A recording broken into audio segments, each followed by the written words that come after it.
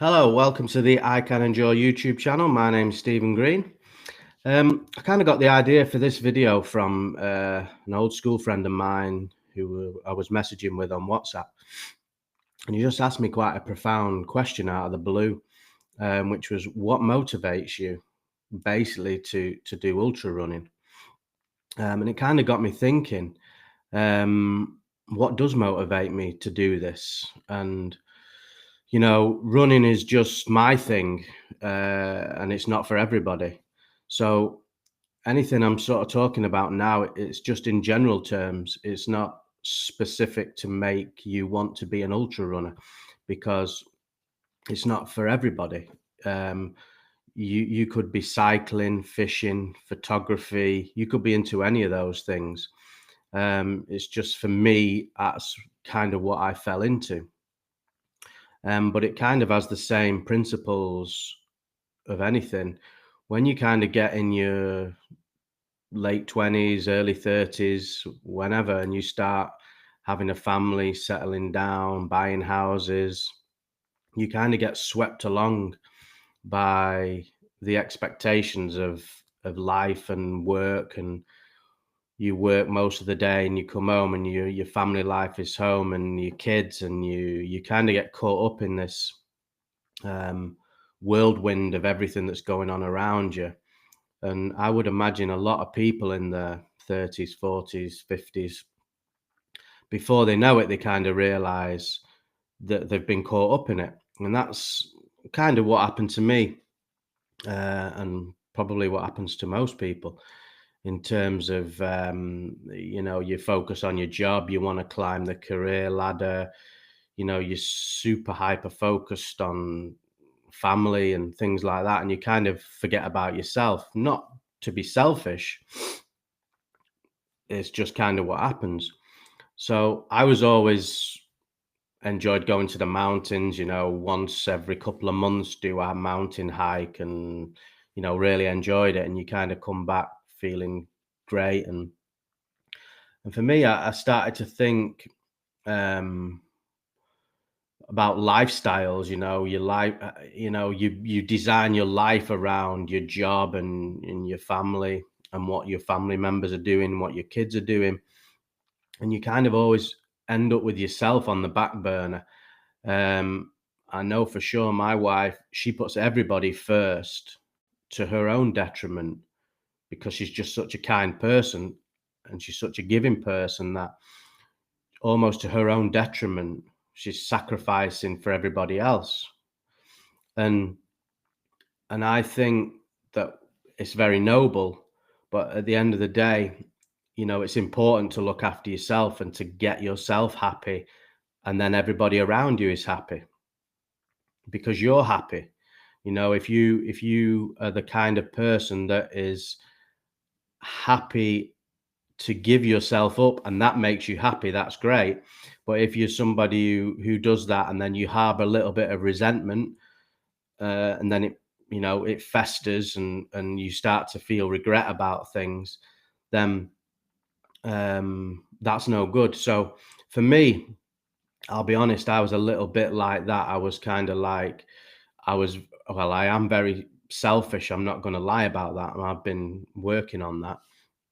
But for me, if I'm happy and I'm happy at home, everybody else is happy, and it kind of has a snowball effect.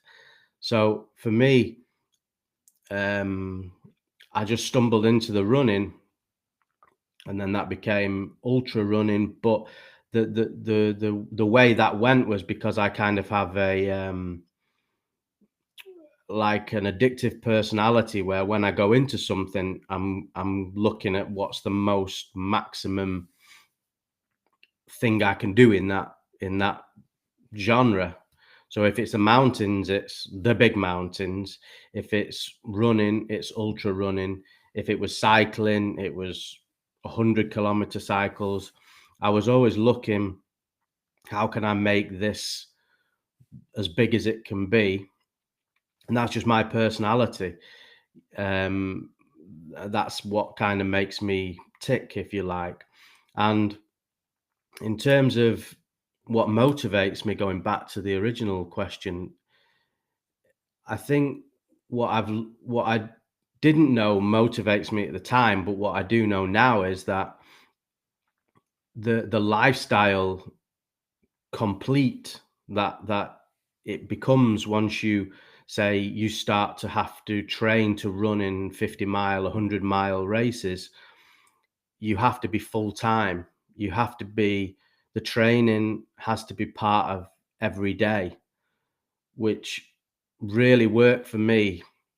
So I would go to work, I would do my job, I would be all the time thinking about how my day's being planned, how I have to train, and and knowing that I have 50-mile or 100-mile races in 2 months' time, 3 months' time, it really forced me to focus that I can't really take a day off. Although you have to rest, but all the time I was thinking, okay, I have this race, I can't switch off, I have to be training every day. And that kind of, without me knowing it, it forced my lifestyle into a new lifestyle. So I went from coming home from work, watching YouTube, having a couple of beers, chilling out, um, sitting on the couch. It forced me into thinking, okay, I can still do that for an hour at the end of the day or 30 minutes at the end of the day. I can still relax, but I have to get the work done before. I have to keep on top of this lifestyle, and I have to think about, um, I have to work obviously because I have to pay the bills, but also I have this extra life outside of that that's making me focused, and it kind of compounds day after day. So after 1 week, 2 weeks, 3 weeks, you start to see the kilometers build, and then you don't want to switch off from building those kilometers, and then it compounds again, and then you go to another level. And then with that journey, you kind of go into meeting like-minded people, and you find different social circles, and then before you know it, you're kind of picking into these social circles, and you're seeing people who are a level above you, and then you're going up to that level without knowing. And and for me, that was kind of once I got into that circle, and that motivation of how it was building every day and month by month was compounding, and the health benefits and so on and so on. But again, I understand that ultra running is not for everybody. Not even running is for everybody. But it's so important to find something that motivates you and gives you a purpose in life. We live now in such a day and age where mental health is such at the forefront of everything.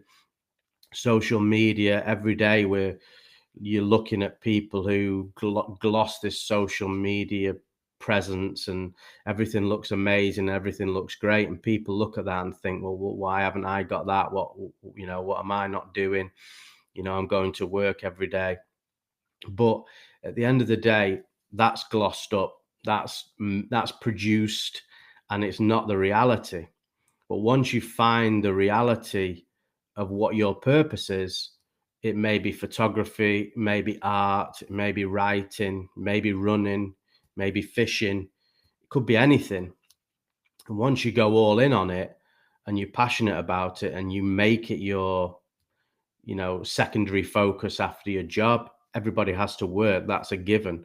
So, once you kind of build that into your lifestyle and you find purpose in something, that's the motivation for me. And it was quite a profound question, and it really got me thinking about what is motivating me. And, in terms of running or cycling or anything to do with health, going to the gym, the health benefits knock on from that. The mental health benefits roll on. So everything kind of compounds into a situation where you're kind of building your life by design and designing your own life. And things don't take a few weeks, things take years. I started running on the 1st of May in 2023, and now we're in 2025, and it's almost 18 months, 2 years coming to, where it's only now after 2 years where I can identify as an ultra runner, I am never going to win an ultra race. I'm never going to set a course record, but that's not what I want to do. I just only want to challenge myself and be the best version of myself that I can be in the race. In the Oman race, I was in the middle to the back of the pack most days. I wasn't last and I wasn't first, but in the middle, I was happy. Uh, and I was pushing myself as much as I can push myself. That'll be the same in all the races I do. I'll never be the fastest. I'll never be setting course records, but I will finish the races. That is certain. There's no doubt that I will finish. That's the mindset I have, in that I'm going into it to finish and to be the best that I can be.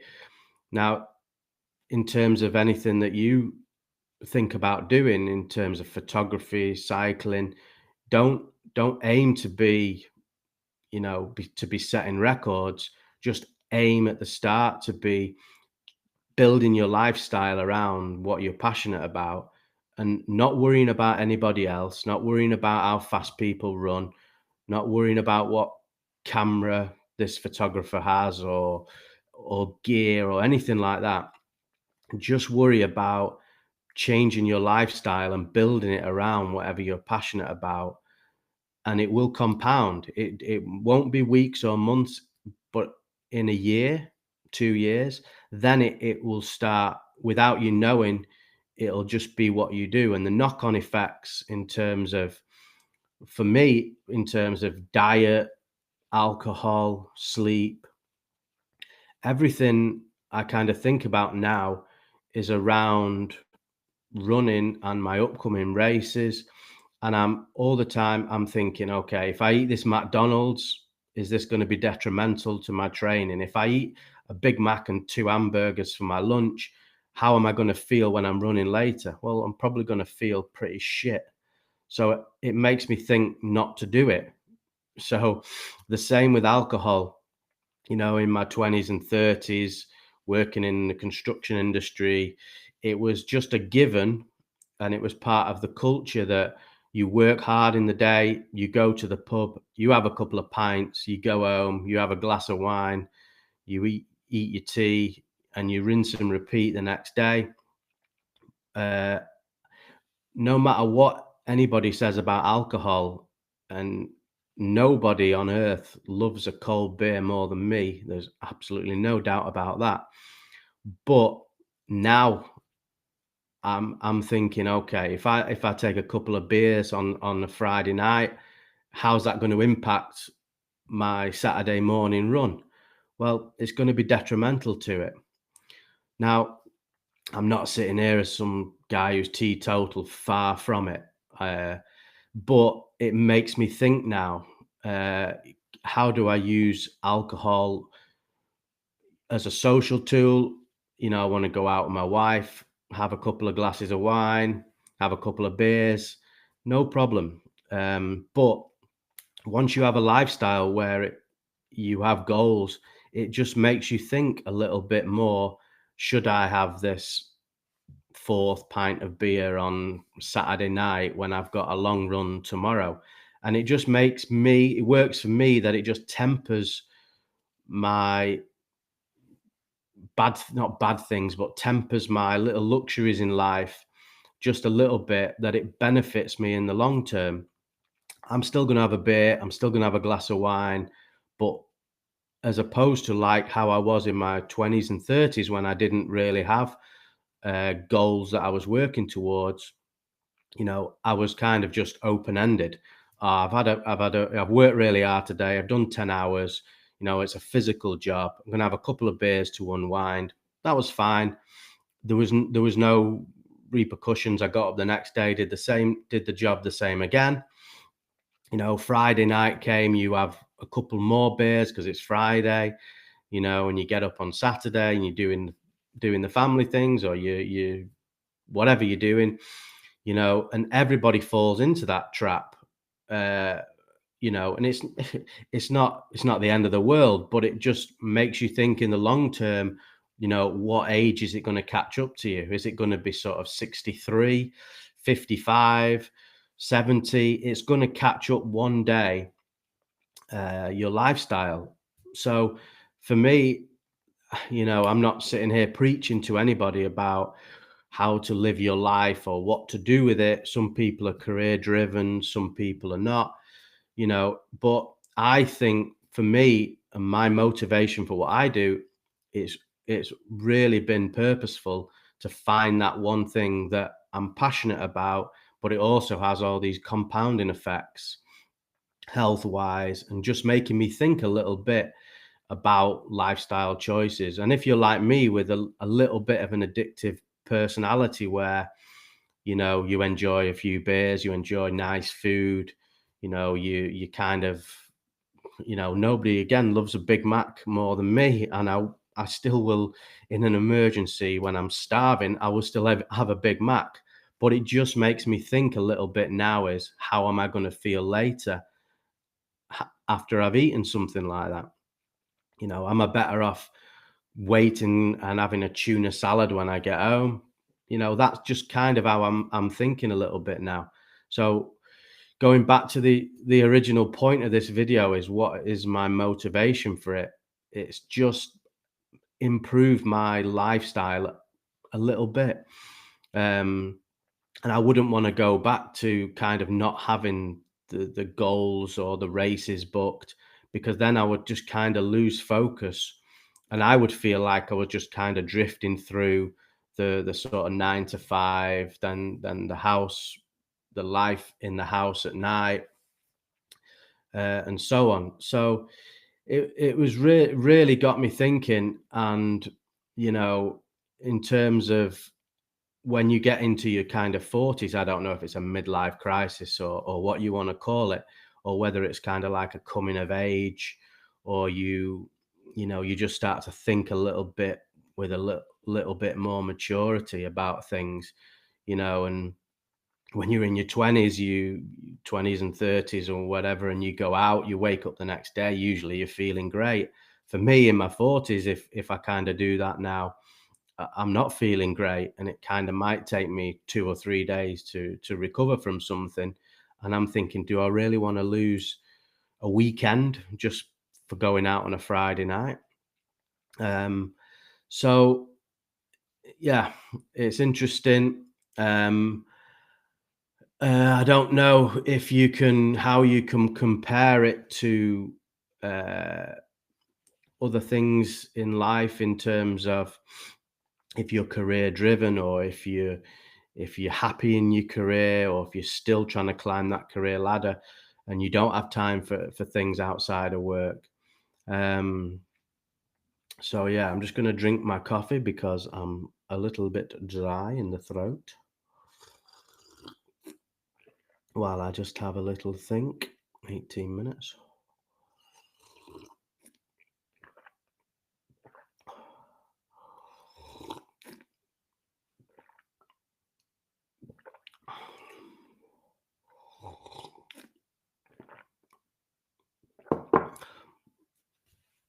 But also, when you find something that you're passionate about, again, running, cycling, whatever it may be, what you'll find is that you end up in the circles of like-minded people who are just as passionate, and those people basically will build you up. You will be the average sum of the people that you surround yourself with. I remember in my late 20s, used to go in the local pub. You're the sum equal of those people in that pub. Nothing against those guys, great people, but you are not going to achieve anything standing around the bar of a pub. That is a fact. But if you're going to a running club on a Saturday morning with Norwegian national team runners, you will become the average of those people. That's just a fact. The same in anything you do. So you have to think about who you're surrounding yourself with, how much value are they adding to your life. There's I'm reading a book at the minute called The Five Rings. And there's a line in the book that really struck me that said, do not waste your time on anything that is not beneficial to you. And again, it's quite a profound thing. You know, why waste any brain cells or effort on things that don't affect you or your family? You know, so again, you know, and we just need to edit this bit because I've stopped again. Bum, bum, bum, bum, bum. Yeah. So, yeah, in a nutshell, that's what motivates me. That's what keeps me going day after day. Um, find what you're passionate about. You know, we don't have a long time on this earth, and I don't want to be dramatic about it, but 1 minute you're 18, and the next minute you're 38, and those years just zip by in the blink of an eye. You move house 2 or 3 times, you have kids, you get married, you settle down with somebody, and bump, before you know it, you sat on the couch, overweight, not knowing, no, that's probably not very good. But anyway, yeah. So I hope this video helps one person. That's the only reason why I've made it. If one person takes one thing from this, then I'm happy. Okay. But have a great day.